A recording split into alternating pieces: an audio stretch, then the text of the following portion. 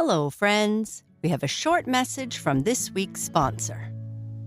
What's a game where no one wins? The waiting game. When it comes to hiring, don't wait for great talent to find you. Find them fast with Indeed. When you're hiring, you need Indeed.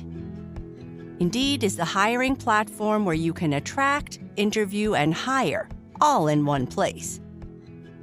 Instead of spending hours on multiple job sites searching for candidates with the right skills, Indeed's a powerful hiring platform that can help you do it all. With Instant Match, over 80% of employers get quality candidates whose resumes on Indeed matches their job description the moment they sponsor a job, according to Indeed Data US.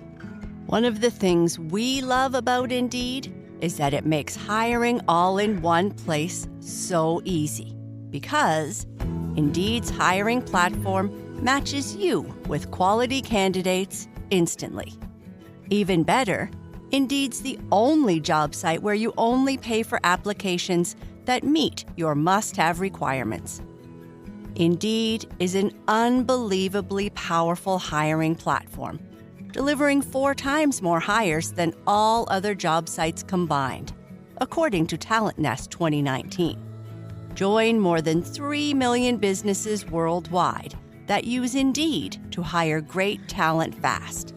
Start hiring now with a $75 sponsored job credit to upgrade your job post at Indeed.com/sleeptight. Offer good for a limited time. Claim your $75 credit now at Indeed.com/sleeptight. Indeed.com/sleeptight. Terms and conditions apply. Need to hire? You need Indeed.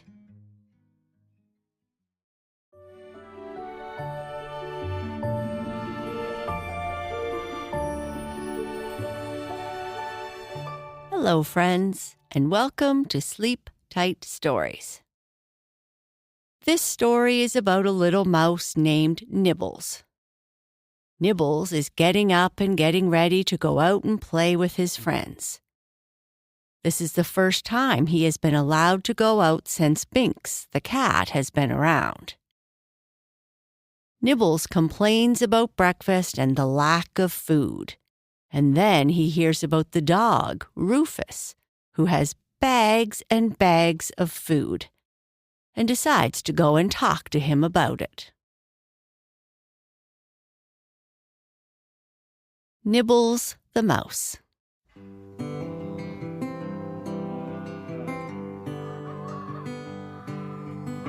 With the sound of the rooster crowing, Nibbles knew it was time to get out of bed and start his day.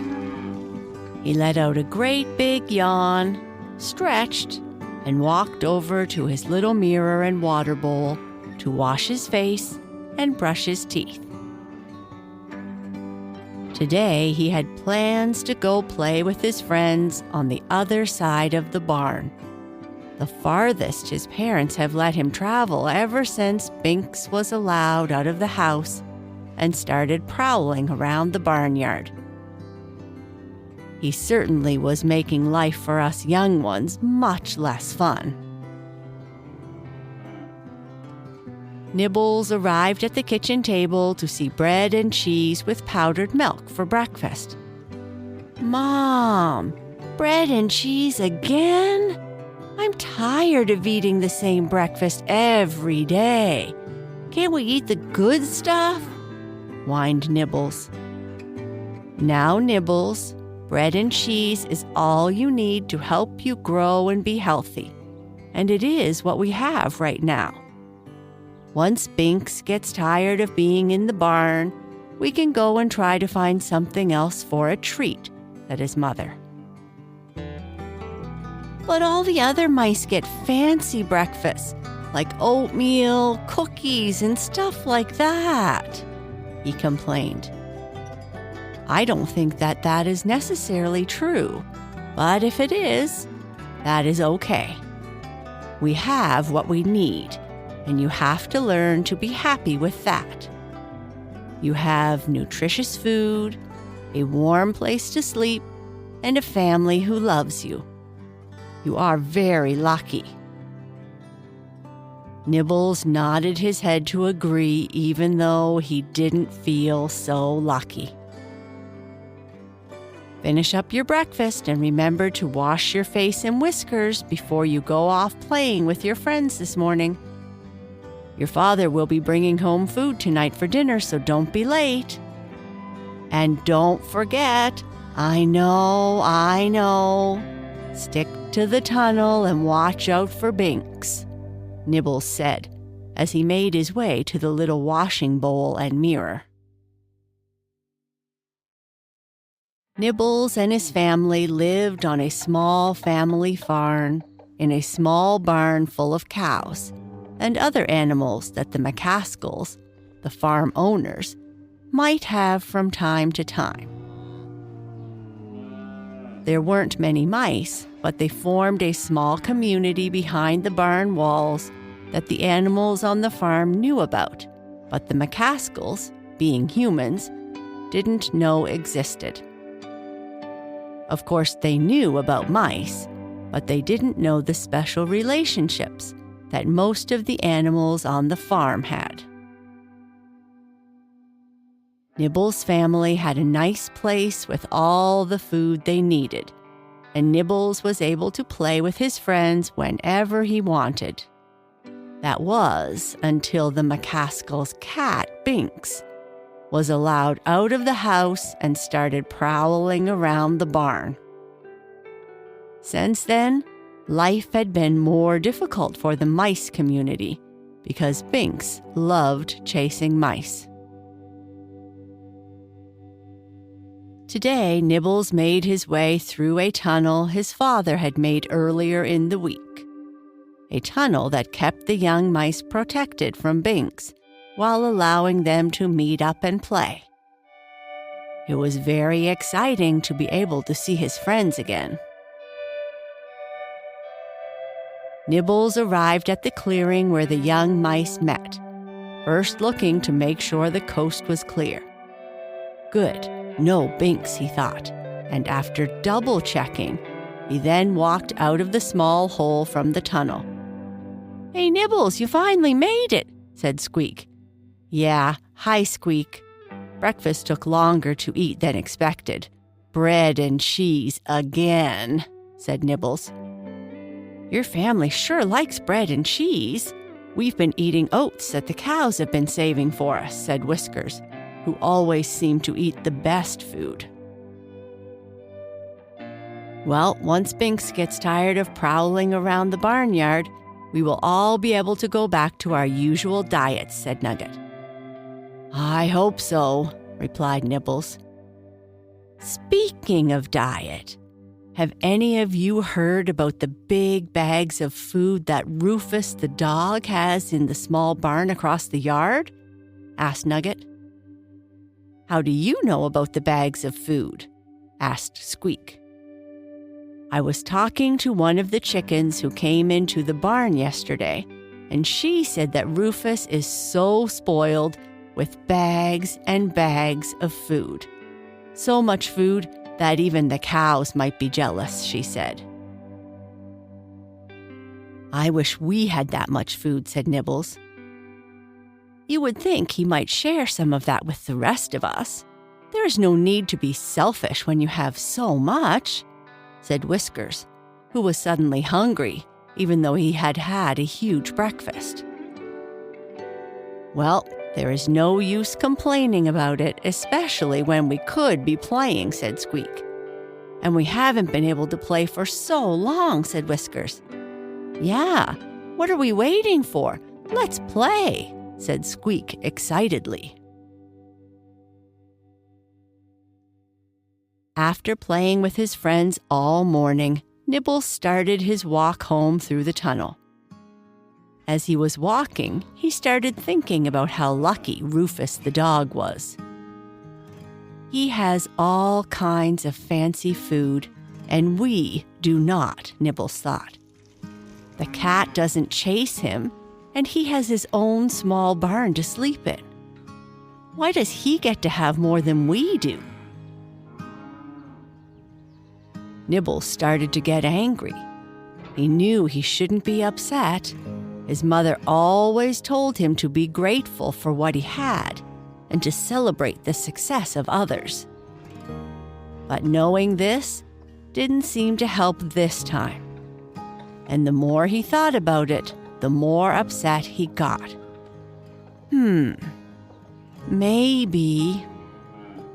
Maybe if I go there and tell him he is being selfish and that it's not fair that he has so much more than we have, he might share some of his food, Nibbles thought. I am going to do just that. The little barn that Rufus lived in and that held his food wasn't that far away. But most mice only traveled that distance at night, especially since Binks started chasing us.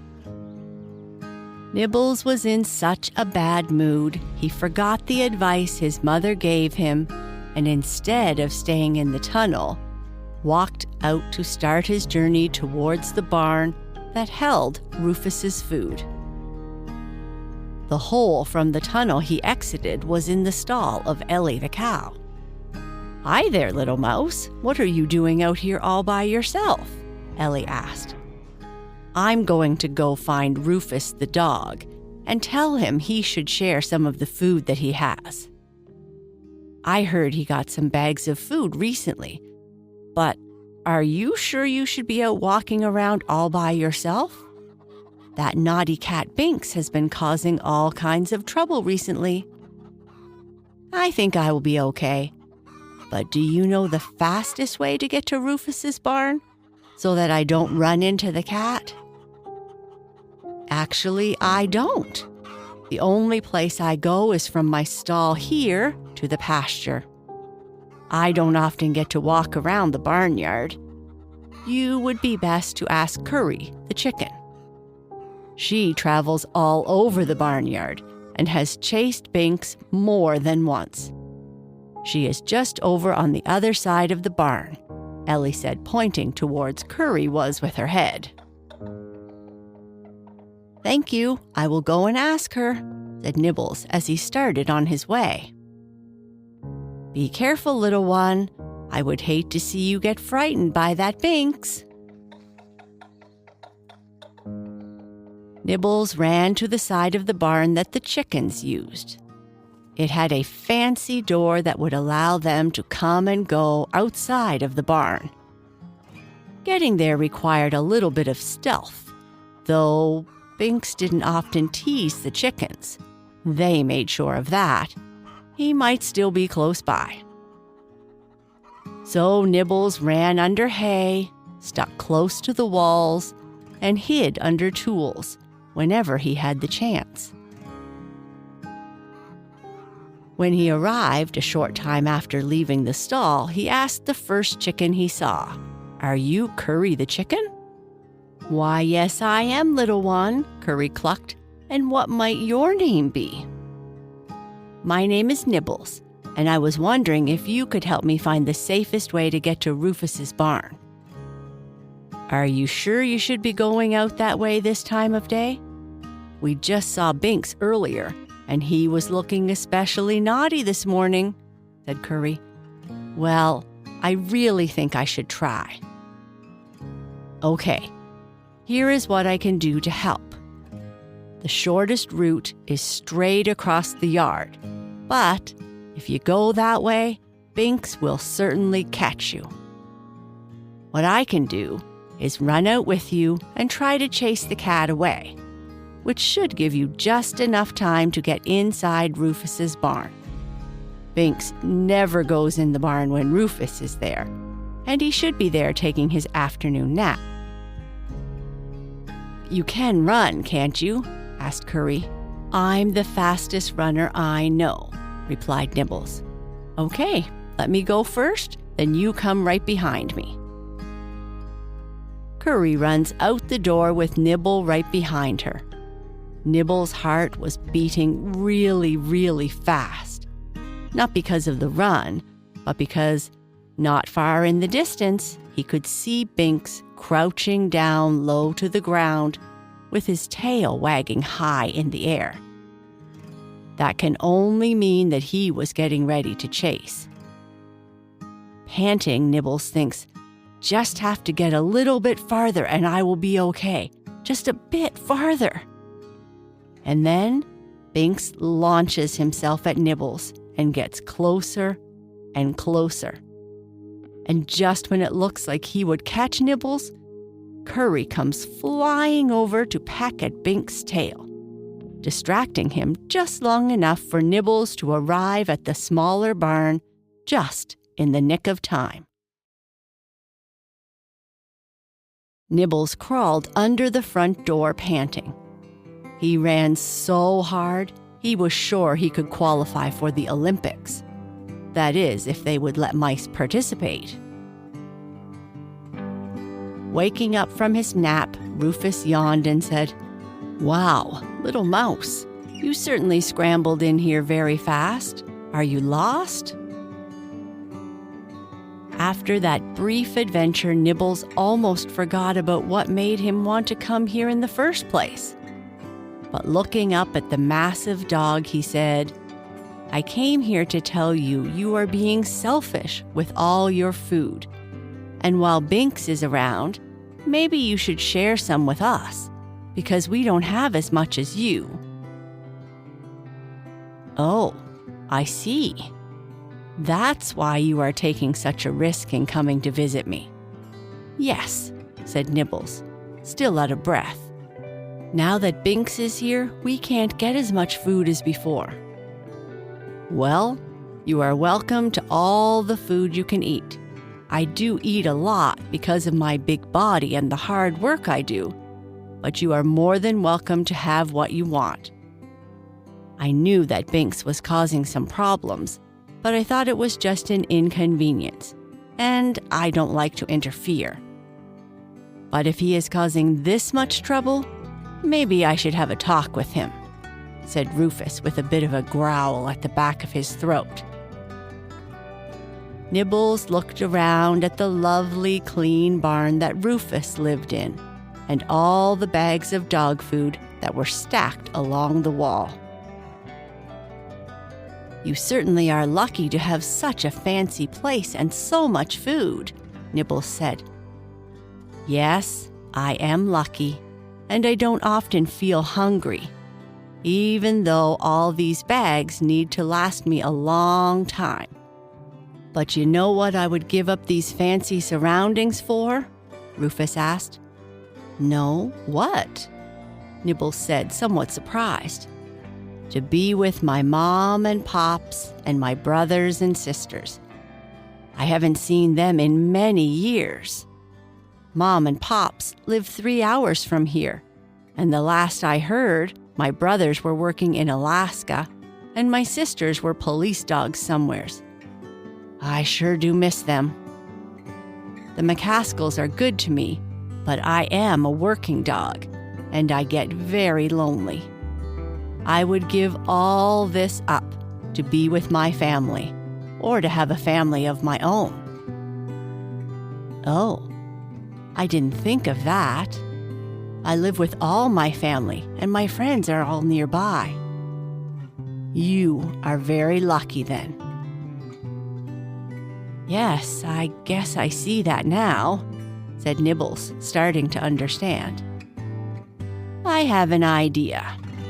Why don't you climb on my back and I'll take you back safely to where you live. Then, after I talk to Binks, you and your family are welcome to come over here whenever you like for a visit, and I will share some of my food." "Thank you, Rufus. That would be great." Nibbles climbed on Rufus's back, and off they went to the cow barn nearby. When they arrived, Nibbles jumped off and said, "Thank you very much, Rufus. It was nice to meet you, and I appreciate all your help. And I don't think you need to worry about being alone much longer. I'm sure we will be by your house to visit many times over the coming weeks." "I would like that," said Rufus.